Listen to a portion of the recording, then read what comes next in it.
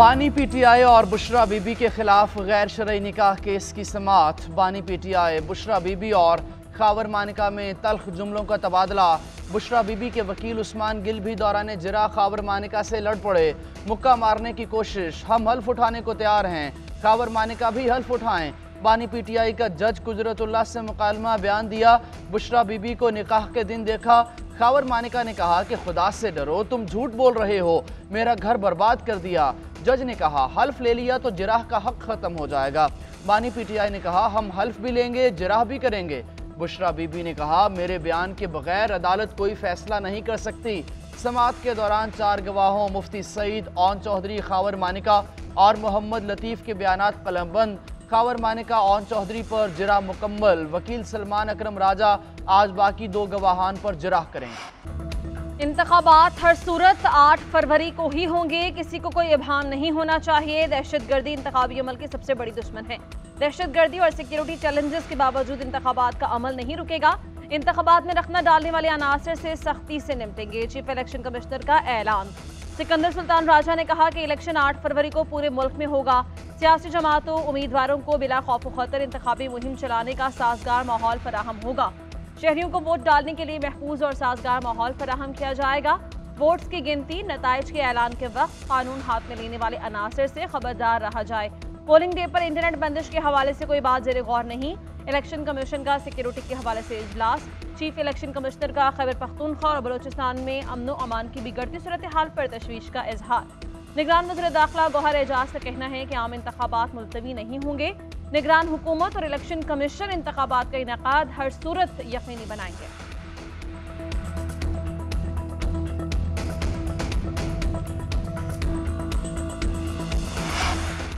आज़ाद उम्मीदवार जीतने के बाद अपना अलग ग्रुप बना सकते हैं। अक्सरियत में हुए तो अपना वज़ीर आज़म भी बना सकते हैं।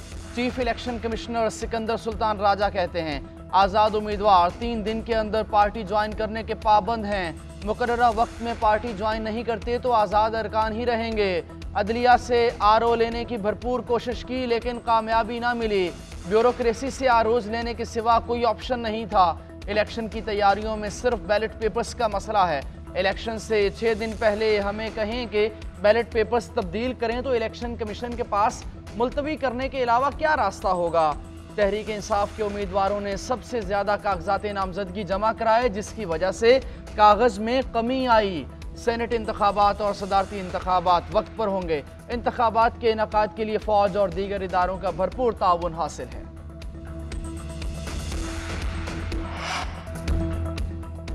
केपी के अवाम खुद भी तब्दीली के जाल में फंसे और मुल्क को भी फंसा दिया। खैबर पख्तूनख्वा के लोग अल्लाह से मुआफ़ी मांगे, वादा करें कि आइंदा ऐसा नहीं करेंगे। साबिक वज़ीर आज़म नवाज शरीफ का सवात में जलसे से खिताब।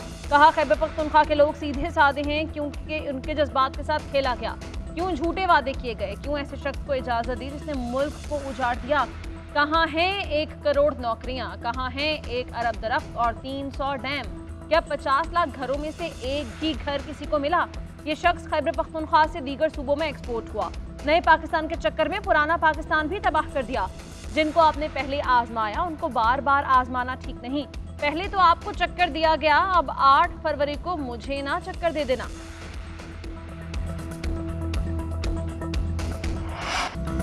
मखलूत हुकूमत बनी तो नून लीग या पीटीआई के साथ नहीं बनाएंगे। Chairman Peoples Party Bilawal Bhutto Zardari का बरतानवी नशरियाती इदारे को इंटरव्यू। कहा पीडीएम के किरदार से शुरू से ही मायूस था, नवाज शरीफ के किरदार से मायूस हूँ, इसलिए आजकल फासला है। इंतखाबात के बाद पीपल्स पार्टी आज़ाद उम्मीदवारों के साथ हुकूमत बना सकती है। खुशदार में जलसे से खिताब में बोले दहशतगर्द समझते हैं मैं बच्चा हूँ, डर जाऊँगा तो ये उनकी भूल है। हम दहशतगर्दों से डरने वाले नहीं। कुछ कुव्वतें पीपल्स पार्टी को निशाना बना रही हैं।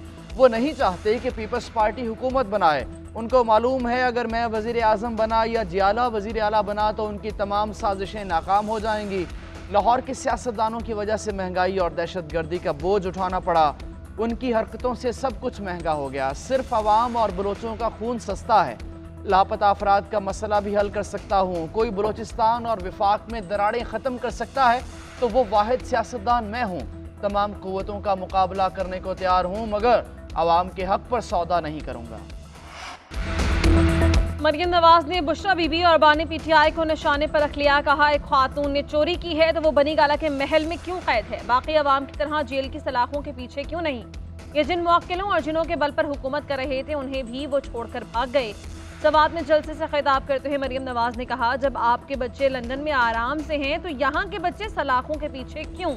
क्या जलाओ घेराओ, मार दो, मर जाओ, आग लगा दो, खैबर पख्तूनख्वा के नौजवानों का मुकद्दर है।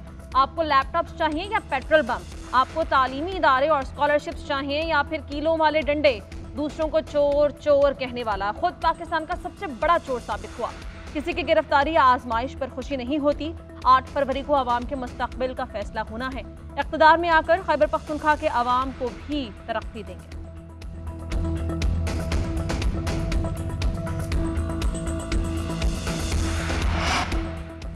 नवाज शरीफ हर सूरत वजीर आजम बनेंगे। मुल्क में इस्तेहकाम के लिए अक्सरियत वाली हुकूमत चाहिए।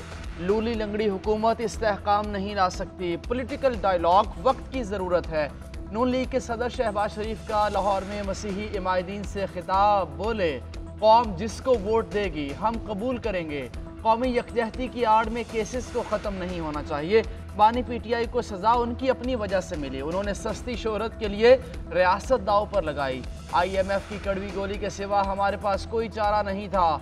मजीद कहा, पाकिस्तान की तरक्की में मसीही बरादरी का अहम किरदार है। मुल्क में मजहबी बरादरियों को अमन व सुकून से रहने का हक हासिल है।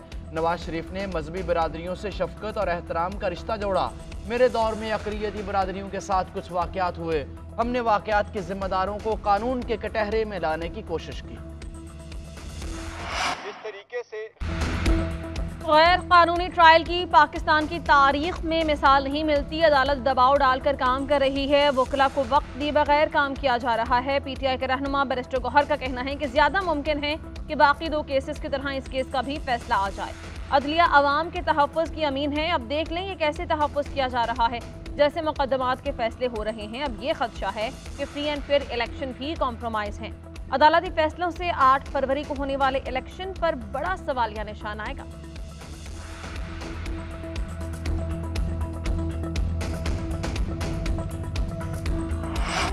बानी पीटीआई और शाह महमूद कुरैशी ने जानबूझकर झूठ बोला। साइफर के मामले पर पाक अमरीका ताल्लुकात को नुकसान पहुंचा, दुश्मनों को फायदा हुआ। बानी चेयरमैन पीटीआई ने साइफर वजारत खारजा को वापस नहीं भेजा।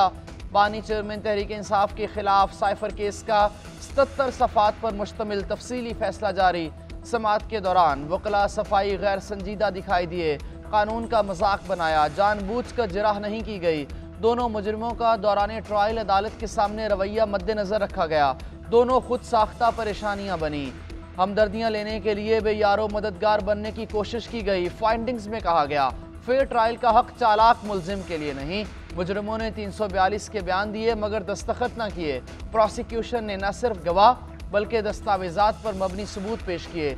रिकॉर्ड पर ऐसा कुछ नहीं जिससे साबित हो कि प्रोसिक्यूशन के गवाहों में कमी रह गई।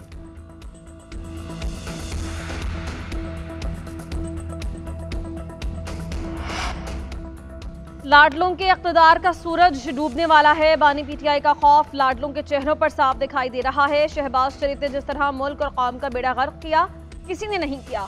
साबिक वज़ीर आला पंजाब परवेज़ इलाही की पेशी पर मीडिया से गैर रस्मी गुफ्तगू। कहा, लाडलों को इलेक्शन मुहिम चलाने की खुली छूट है, लेकिन पीटीआई को तो कॉर्नर मीटिंग तक करने नहीं दी जा रही। पीटीआई कारकुन पुरअमन रहें, 8 फरवरी को बिला खौफ खतर वोट कास्ट करें, इंशाअल्लाह जीत हमारी होगी। बानी पीटीआई को उज्जलत में सजा दी गई। गैर कानूनी सजाएं जल्द खत्म हो जाएंगी। बानी पीटीआई जल्द अवाम के दरमियान होंगे।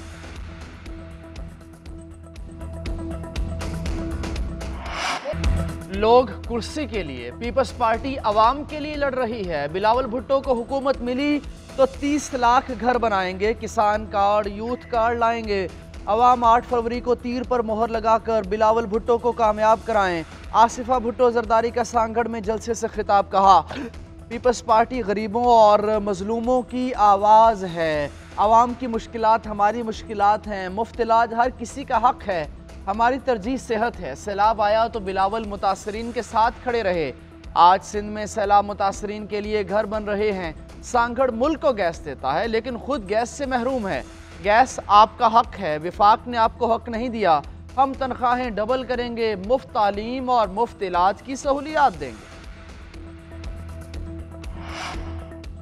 बाजौड़ में नौजवान उम्मीदवार को कत्ल कर दिया गया। हुकूमत रिहान ज़िप के कातिलों को कैफर किरदार तक पहुंचाए। अमीर जमात इस्लामी सिराजुल हक का कहना है अवाम मायूस हैं, उन्हें जानो माल का तहफ़्फ़ुज़ नहीं, कारोबार तबाह हो गए। महंगाई बेरोजगारी ने लोगों के लिए सांस लेना दुश्वार कर दिया। जमात इस्लामी पूरे मुल्क में अमन और तरक्की का इनकलाब लाएगी। मुंतखब होकर रियासत के वसाइल अवाम पर खर्च करेंगे। इक़्तिदार में आकर ग्रीन पासपोर्ट की इज्जत बहाल करेंगे।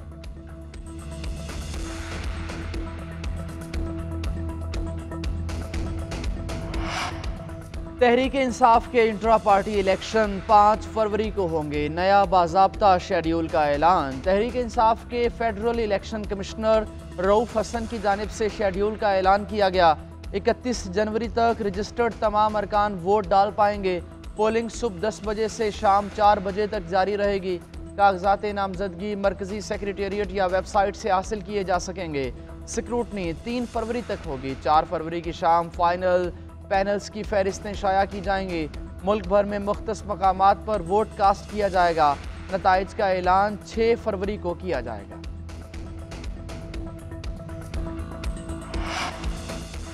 महंगाई का जिन बेकाबू। जनवरी में महंगाई की शरह में 1.8% इजाफा। सालाना शरह 28.3% हो गई। इदारा शुमारियात के मुताबिक जनवरी में शहरी इलाकों में महंगाई की शरह 30.2, देही इलाकों में 25.7% रिकॉर्ड हुई।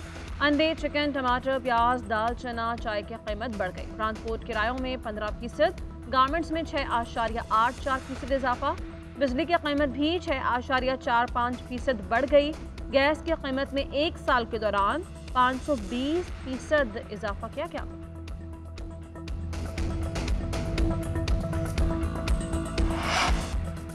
पाकिस्तान को जिन दहशतगर्द अनासर से खतरा है वो अफगानिस्तान में छुपे हैं। हमने अफगानिस्तान को इस हवाले से सबूत भी फराहम किए हैं। तर्जुमान दफ्तर खारिजा मुमताज़ ज़हरा की हफ्तावार ब्रीफिंग।